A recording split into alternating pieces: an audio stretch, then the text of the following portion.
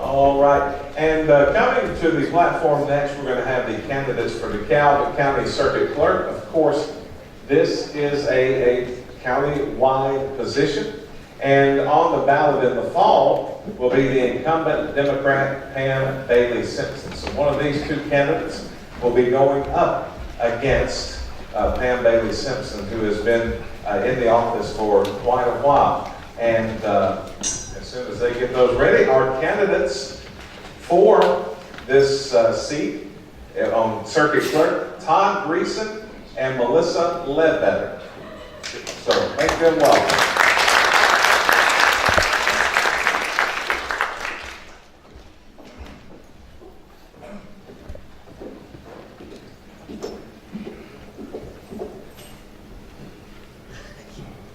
And before, we decided that Melissa was going to go second and Todd was going to go first. So Todd, if you would give your opening statement. 1 minute.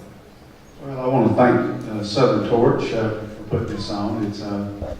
It's a nice evening. It's going to thank everybody for coming out and everybody for viewership here. I want to introduce my wife, Dana. We've been married now going on 19 years or 18 years next month, actually. And my youngest son made it out tonight, so I have 2 children.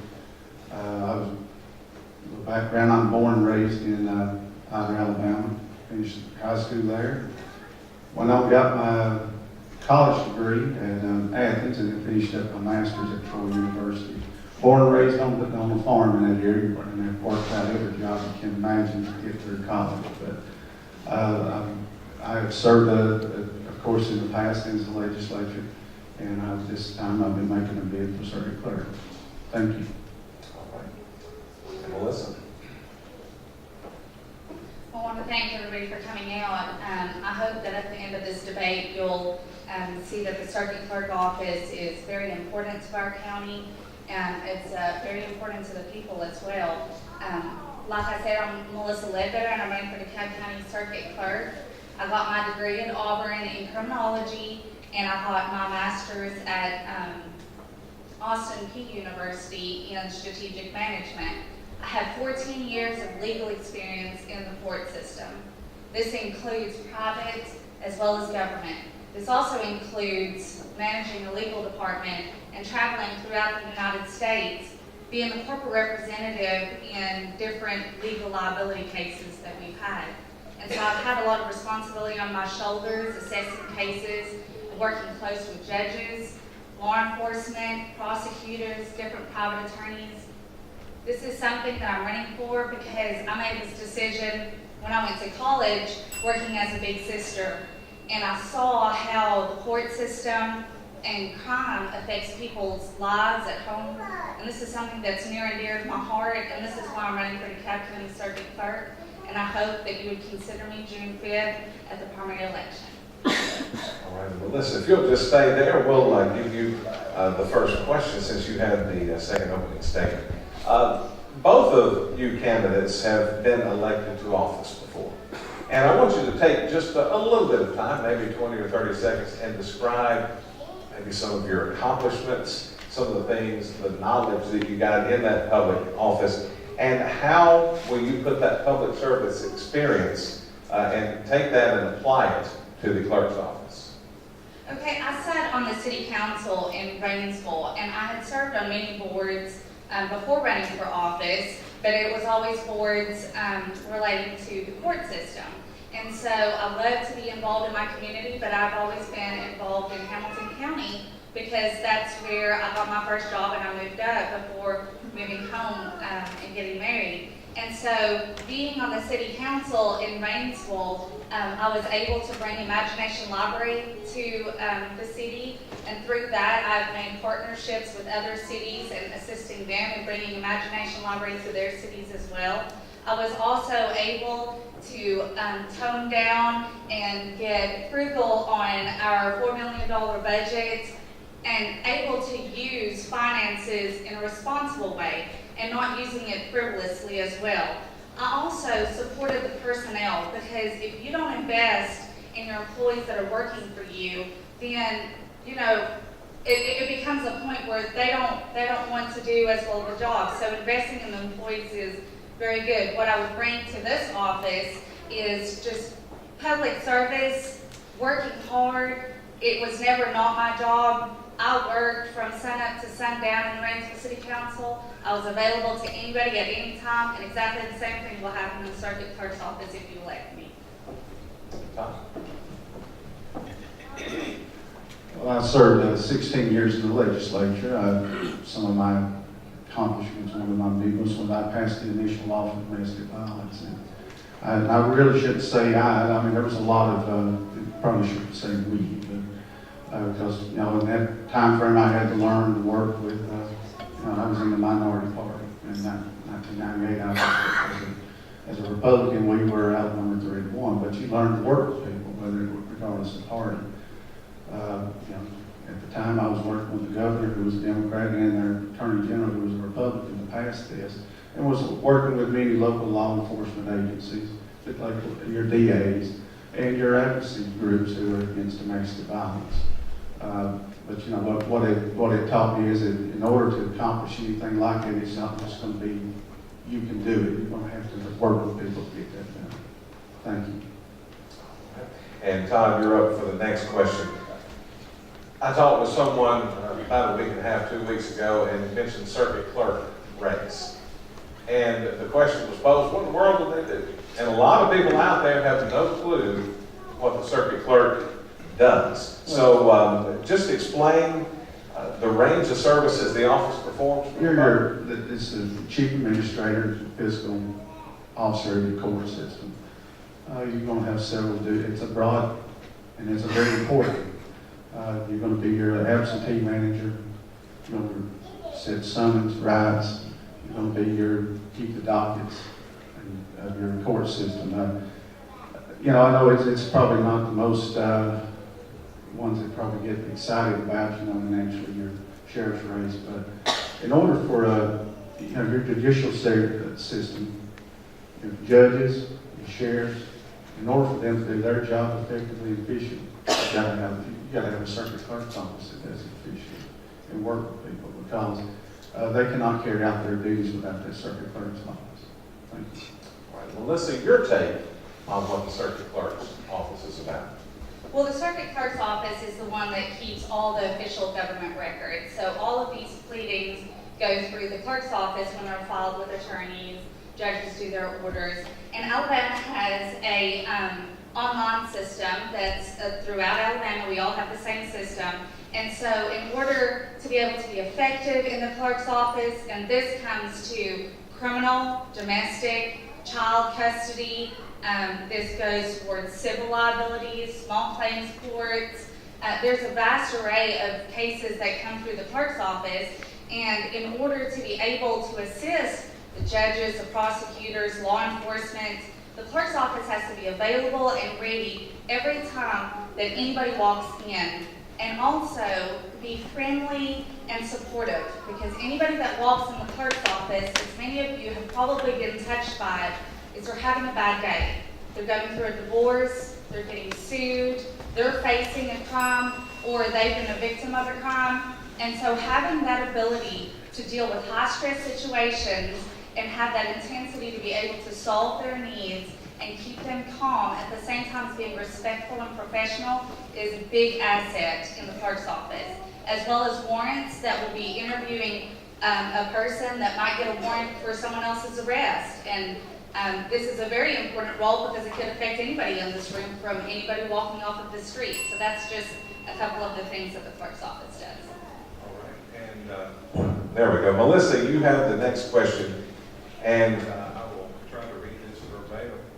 There we go. All right, maybe. The circuit clerk is one of 3 principal election officers of the county, along with the sheriff and the probate judge. The clerk is paid extra money above their normal salary for these duties. Additionally, the clerk is allowed to personally profit from a portion of fees collected through the public office. What are your thoughts on this additional personal income, and should it continue?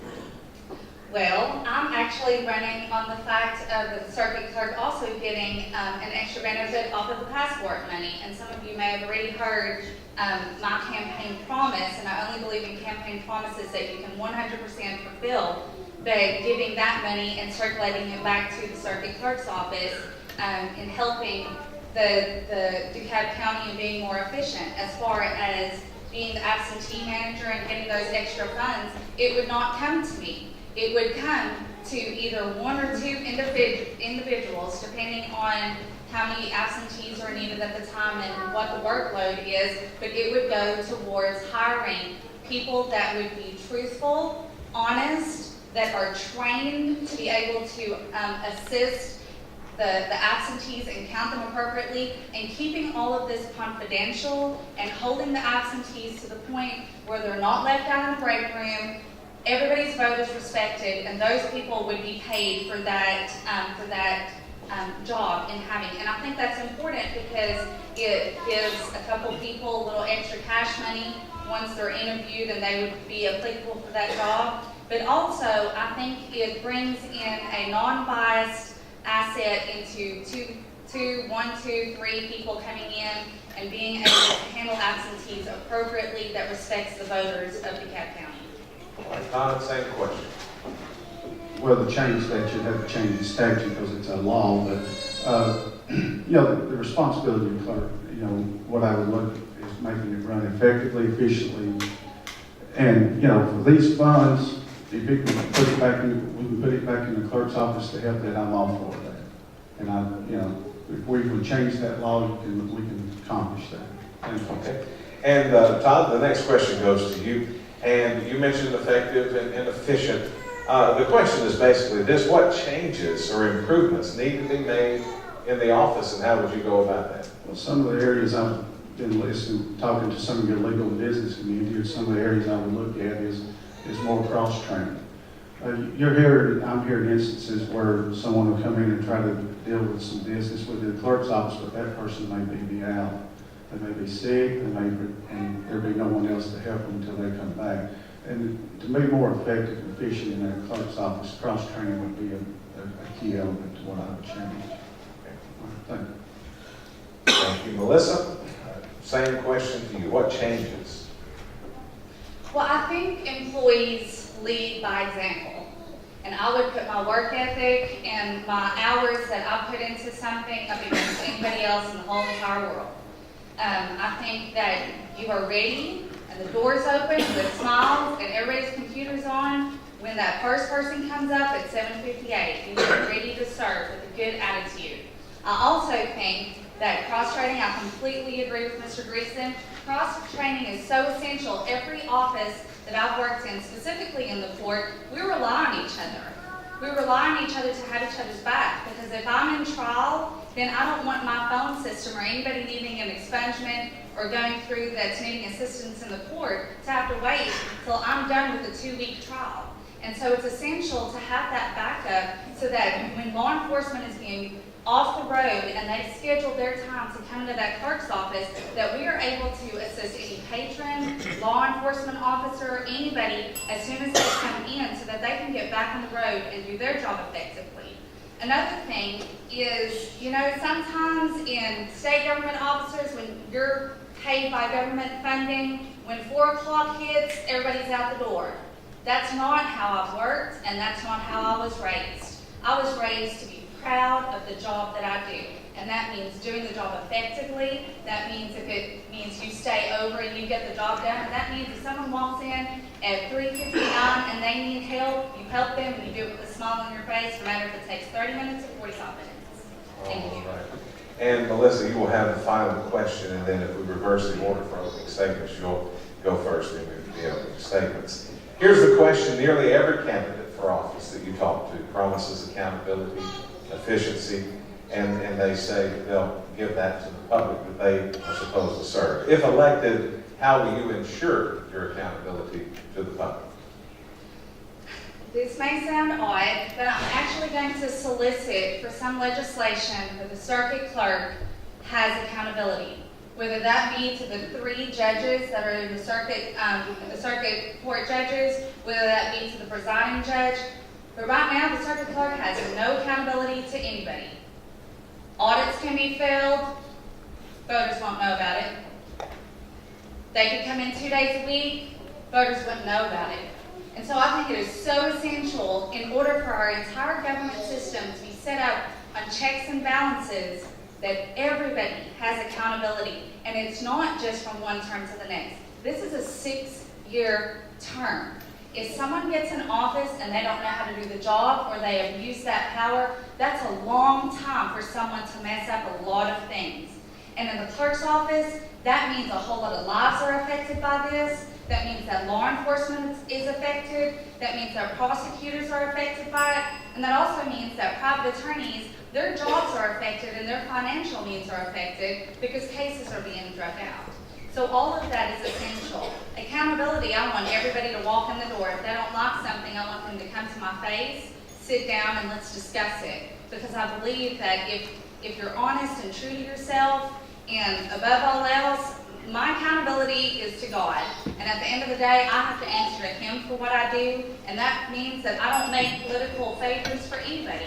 You have to stay by the straight and narrow, and it's just easy to go that route because that way you don't have to cover up your tracks. All right. Thank you. And Todd, your take. First, I'll be having a private audit done. I mean, before you walk into any situation like that, you want to know what your situation is, and that gives you an opportunity to find out what all you can correct. And then on our state audits, I will be making those public to not only the press and to the public. That's how I would begin. Right. And we will begin with Melissa for the closing statement, since you went last in closing statement. One minute.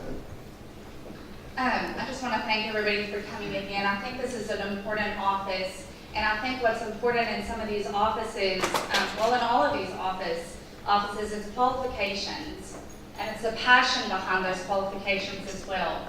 Because DeKalb County is right now in a situation where it could go on a good turnover, and a lot of things can get a whole lot better in DeKalb County because we get hard-working people in there. I want to stress my qualifications and my passion for this court system because it ends up where I understand that if I don't do a good job, that affects the victims, that affects the law enforcement, that affects judges, attorneys, and the patrons that's walking in. Again, everybody that walks in the clerk's office, they're not having a good day. They're having a really bad day and they're going through something very hard. And I've dealt and I've interviewed and I've sat down with these people. I've sat next to victims when they've heard an acquittal out of a jury. And I've sat there and cried with them. I've seen what effects this does. And so at the end of the day, I'm running for this office because I believe that there are some changes that have to be made or we're going to go on a downward spiral. And that's why I ask for your vote on June 5th. Consider the qualifications and the motivation behind running for this office. Thank you so much for coming. All right, Todd, your closing statement. I want to again thank everybody for coming out, and thank Southern Torch for putting this on. I want to thank all the other candidates for that, whatever office, and you need whoever you're supporting on these offices, you need to be out there and out front with them. And then also give a little support, a lot of support really for their families, because your families go through a lot more than the candidate. You may not realize that. If you ever run for office, you'll realize that. I would like to thank, I want to thank my wife, because she's probably been my biggest cheerleader in this, but I want to ask everybody for their vote. I've served for 16 years in the legislature. You may never you don't agree with anybody all the time. I know not some of you never agree with me on every vote, but I've done it with pride and respect, and I've tried to do it with great serving in DeKalb County. And I appreciate you voting June 5th. Thank you. Thank you. Todd Greeson and Melissa Ledbetter, the candidates for DeKalb County Circuit Clerk.